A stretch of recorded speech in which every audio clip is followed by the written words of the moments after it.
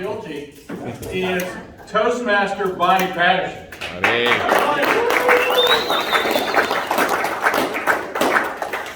want to use this today, don't worry everyone, I'm going to behave.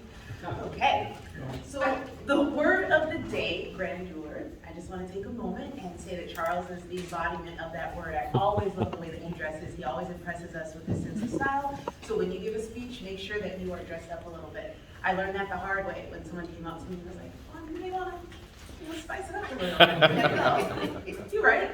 Okay. So this was a pocket speech, which was delivered flawlessly, in my opinion, and I'm sure you guys agree as well. This was a great display of edutainment, which is something that I have to do. I have to entertain people while also educating them, and he did a phenomenal job. He wanted me to look for the delivery of his concepts and were they digestible for the average person like me who doesn't understand the stuff that he talks about, and it was.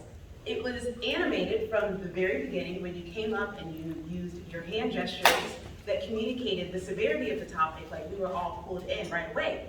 Every single person was paying attention to you, and it felt like you could hear a pin drop in the room. And this is important because he wanted to make sure that we all were engaged in understanding what he was talking about. The vocal inflection in your speech is what kept me captivated the most. When you started to talk about technical things, you didn't get really monotone and act like you're talking to people at work. You made sure that people who have no idea what you're talking about were like, oh, okay, got it.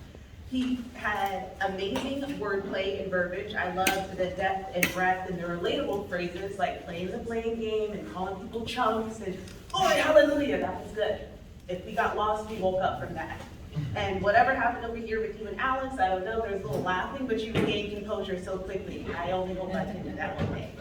The only thing that I would recommend is when you're talking about the boats, for those of us that don't know a lot about boats, instead of saying the names of them, maybe describe them, like the smaller ones all the way up to whatever. But it wasn't really that big of a deal. You did a great job of educating us. Thank you so much, Charles.